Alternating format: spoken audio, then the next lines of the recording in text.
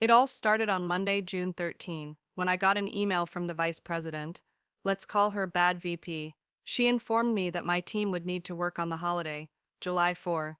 I politely replied that we had planned to take the day off, and people already had personal plans. My company is in IT, and as many know, IT folks get thrown under the bus whenever the company feels like it.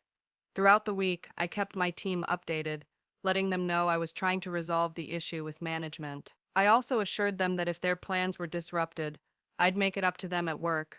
After 3 meetings, it became clear the situation wasn't going in my favor, so I sent an email directly to the CEO. All my immediate supervisors knew I was doing this and supported me, since the CEO is a family man who wouldn't let anyone work on a national holiday. But it turned out he was on vacation in the Bahamas until July 6. His assistant said the CEO would address my concern only after he returned. So I told my team we'd work remotely, and my mobile would be the primary contact number, meaning I'd handle most calls myself. Honestly, I expected almost zero calls, especially since I was supposed to notify everyone in advance that support would be available on July 4, but of course I never sent that email. The next day, another outrageous thing happened. I received an email stating that my employees had to be in the office, and no one was allowed to work from home. Management would check the entry badge records to ensure we showed up. I asked in a reply why this was necessary. They responded that it was to make sure no one was playing video games at work. Normally, we work from home about 2/3 of the week, and video games are completely normal. I went to Bad VP's office to sort it out.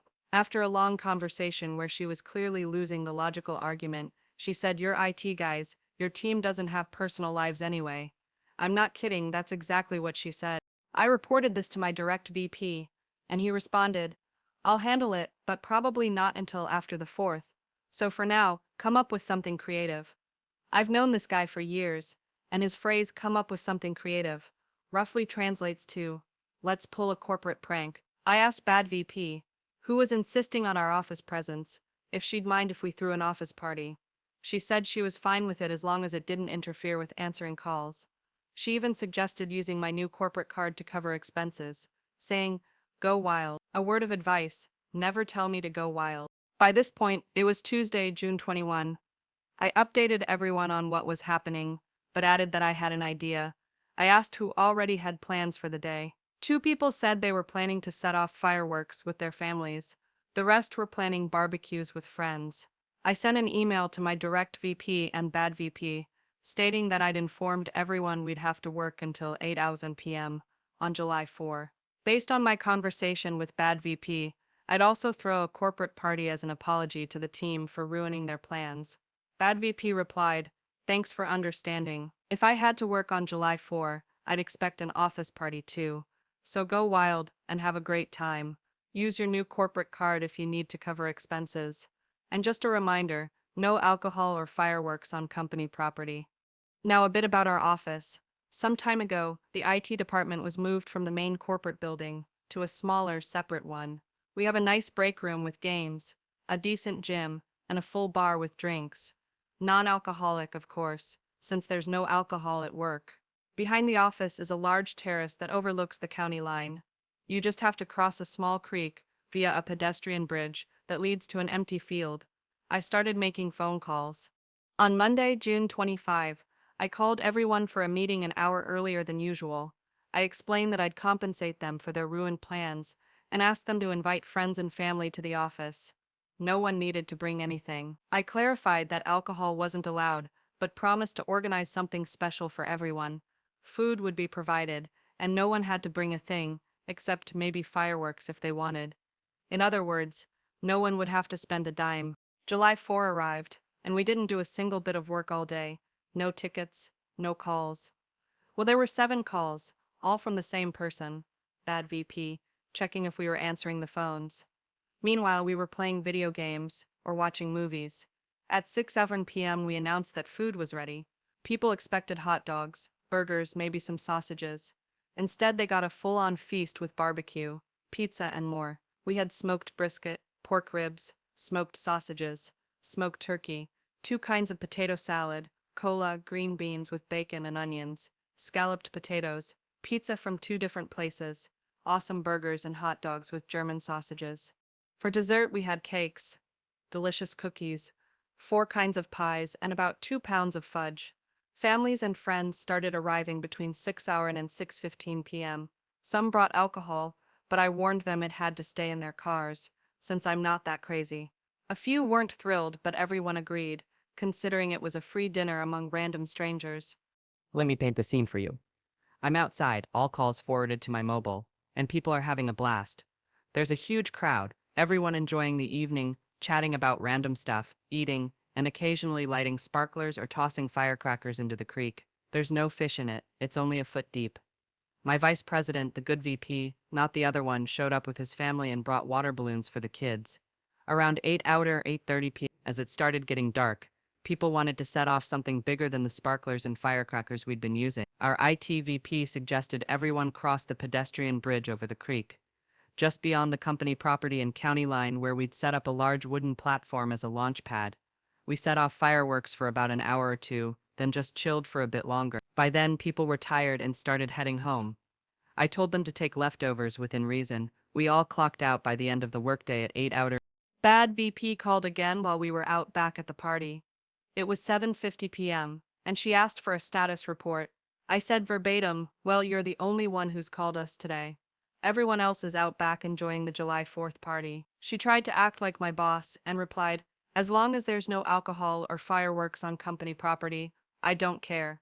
We ate about half the food we ordered, and the rest was taken home. A small group volunteered to help clean up, including my VP. We had a funny conversation about how much noise this would cause with management. He said he'd cover for me and asked how much it cost. I just gave him a side eye, which made him laugh.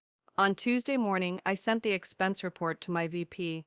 That email inevitably reached Bad VP and worked its way up to the CEO. It wouldn't be wise to disclose the exact cost of the party, but let's just say it led to a new company rule.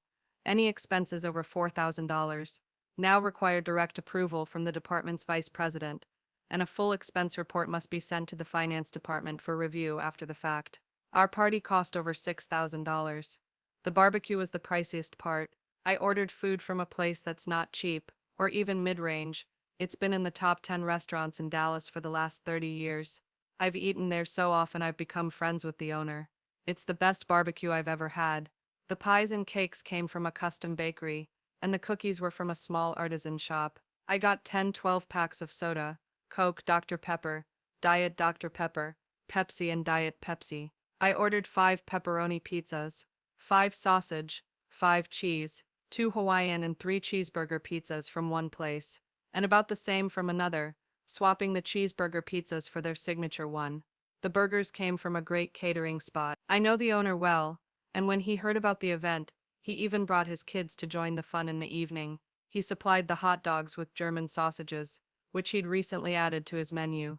This was the most expensive office party in the company's history. The only things that cost more were certain business meetings where the CEO rented private rooms at fancy restaurants. As for the CEO, he was furious, not about the cost of the party. He knew full well the party wouldn't have happened if they'd just let people stay home.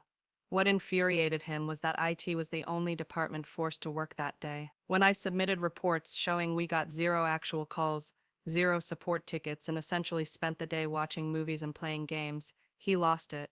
He sent a scathing email to all senior management, bluntly reminding them about the importance of work-life balance and respecting holidays. Funnily enough, some expected I'd get in trouble for throwing the party, even though other departments had done similar things, just not on this scale. Bad VP got a serious dressing down and sent me an apology email.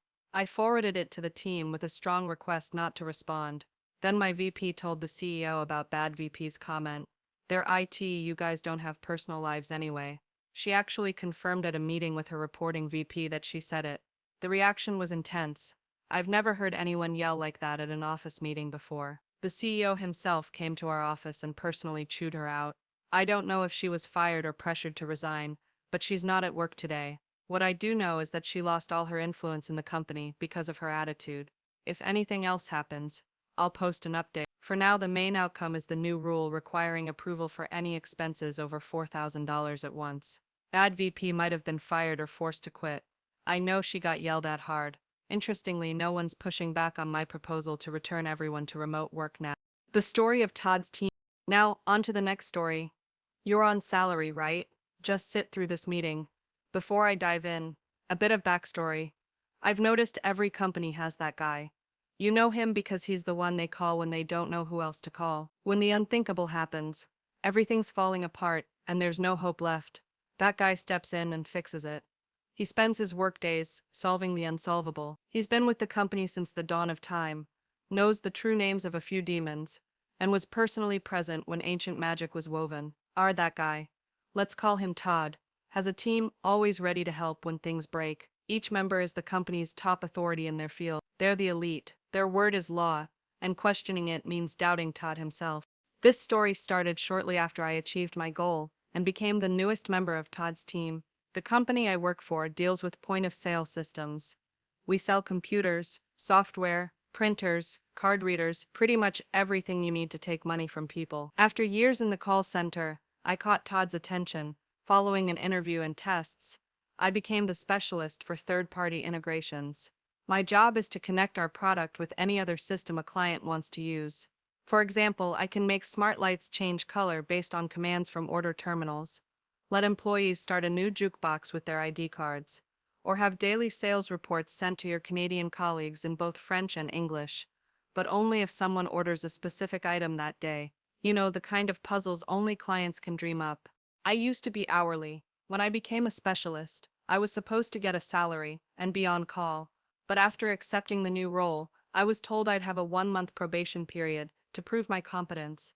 During that month, I stayed hourly, but got a rate increase close to what I'd earn on salary. My title and duties changed, and the month was my chance to show I was worth the extra money. On my first day in the new role, one of our most demanding clients called with a list of requirements. All their stores needed to be updated to the latest version of Windows. Each store brings in about $10,000 a day, so closing them for maintenance wasn't an option. Updates had to happen at night when the stores were closed. If an update failed, the store had to be rolled back to its previous state that same night, so it could open on time in the morning. The time window for each update was 8 hours. The fastest update ever done before took 10 hours. This all meant one thing: they needed a specialist to handle the updates. I gave Todd a nod like, "Put me in, coach." The deal was made. Todd was about to go on vacation, so my temporary boss became Steve, the support center director, who'd been my boss before I joined Todd's team. Now I work nights, 4 nights a week, updating these stores. I oversee 2 or 3 technicians. I handle all the software, not the hardware. The process is timed with different time zones, so my shifts are usually 12 hours straight. The overtime pay is fantastic, especially with the rate increase. Let's fast forward a couple of weeks. The first batch of updates isn't going smoothly. 40% of attempts fail. The reason? Poor quality scripts provided by third-party companies, used by the client's stores for things like music, food delivery, and credit card processing. The client side fully understands who's at fault. Negotiations are underway, and the situation is gradually improving. Toward the end of the week, a meeting with the client is scheduled, right in the middle of my rest time. As I mentioned, I work 12-hour shifts. It's an hour's drive from my house to the office, and for security reasons, I can't do these updates remotely. That leaves me about 10 hours to eat, sleep, wake up, eat again, and get back to work. Once I'm at the office, work is non-stop with no breaks for lunch or rest. I get home around 11 every day. The meeting is set for 4 hours p.m. Getting proper sleep before or after is impossible. Steve insists I attend in person to explain my failures. In cases like this, I have another specialist who attends meetings for me because sleep is critical. I explain to Steve that I'm still hourly, but he doesn't listen. He insists I show up and explain why the project is going so poorly. And my explanation can't just be about blaming others. He tries to convince me I'm on salary, so I'm obligated to come when the company demands, especially if the mistakes are mine. I remind him again about my probation period, but he won't hear it, and this, my friends, is where malicious compliance kicks in. I clocked in at 10:00 p.m. the night before the meeting, and completed 3 updates, all successful, likely thanks to changes made by the third-party vendors. This time the scripts they provided worked perfectly, and everything went smoothly. That morning, a corporate rep told me the meeting would just cover procedural changes, and I'd get a summary via email. No need to attend. I thanked him and then sat waiting. For 6 whole hours, I did nothing. I took a lunch break and napped a bit in my car while waiting for the meeting. When the time came, I went upstairs to the conference room on the top floor. Everyone except Steve was shocked to see me. I calmly took my seat and said I was asked to be there. The meeting lasted 30 minutes. They discussed new procedures, praised my hard work, and briefly outlined how the schedule would shift due to prior failures, noting that my efforts saved many stores from disruptions, and the client was pleased. Steve, who'd previously blamed me for all the issues, grudgingly agreed I was perfect for the project. The meeting ended on a positive note. The person leading it acknowledged I was probably running on fumes and promised to personally go over the changes with me when I came in that evening. Meanwhile, the guy I'd asked to attend in my place would spend about 3 hours preparing the changes, so everything would be ready by my 10:00 p.m. shift. As the meeting wrapped up, Steve commented that the changes should have been handled by someone with experience, clearly hinting at me. I cheerfully replied that we shouldn't waste my colleagues' time, and I'd handle it myself. By then, I was running on my third or fourth wind, and ready to keep going. By the end of the second day, I'd been at work for 36 hours straight. Caffeine was the only thing keeping me alive, and the work was nearly done. At one point, I was just waiting for a technician in the last store to finish testing. I asked him to call me when he was done, closed my eyes for literally 30 minutes to rest, and it was fine. Everything went smoothly. He called, confirmed it was all good, and my shift ended. 2 of my friends insisted on driving me home, where I collapsed into the best sleep I'd had in a while. I woke up to an email asking me to come to the office for a meeting with HR. It was my day off, so I was a bit surprised. When I arrived, I apologized for being slightly late.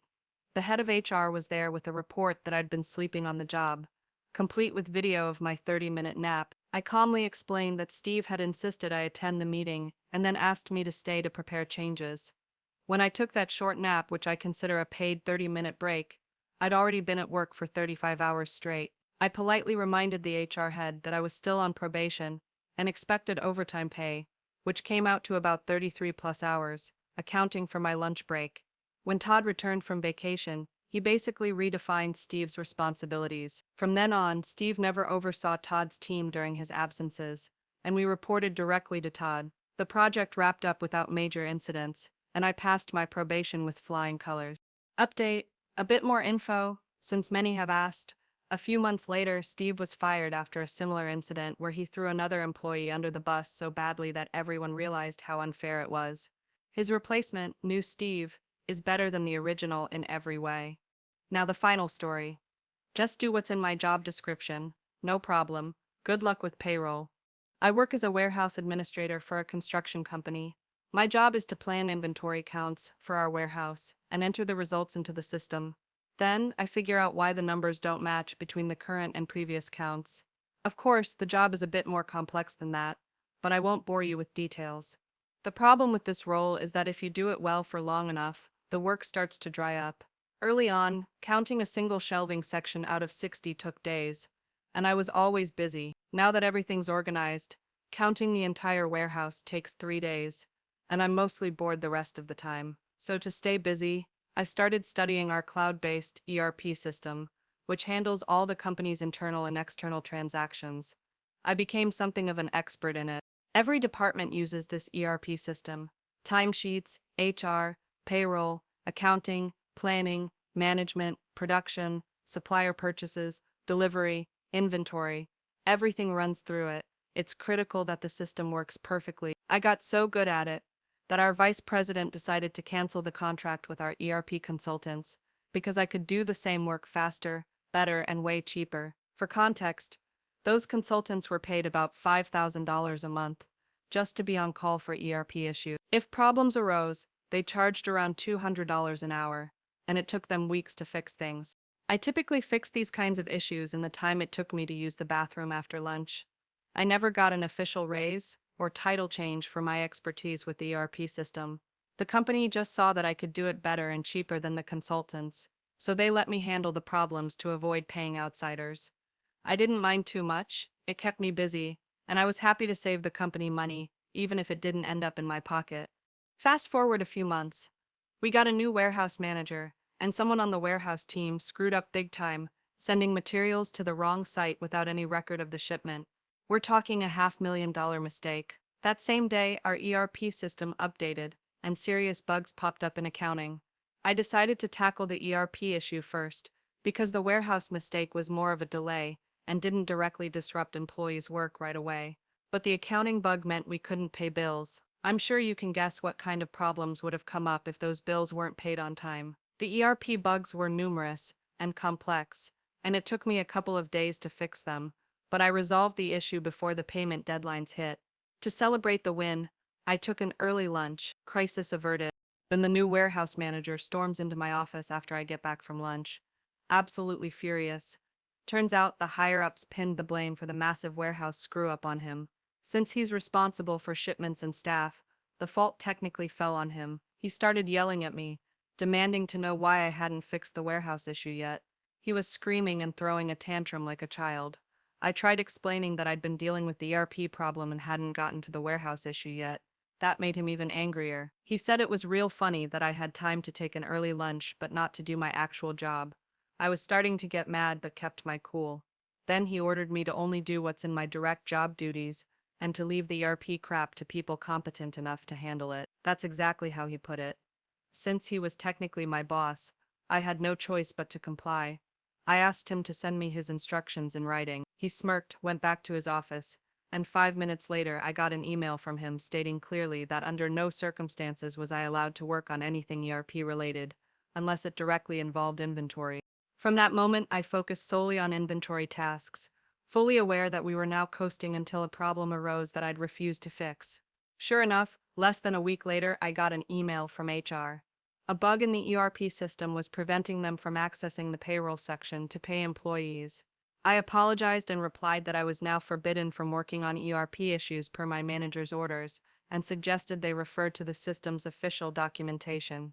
I knew the documentation wouldn't help, but it wasn't my problem anymore, and I wasn't about to deal with it. Skip ahead a few days to Friday. I checked my bank account before work and laughed. My paycheck wasn't there. The issue still wasn't fixed. I hurried to the office, anticipating chaos, and what I saw exceeded all expectations. As I pulled up, I saw all 50 warehouse workers walking out the main entrance.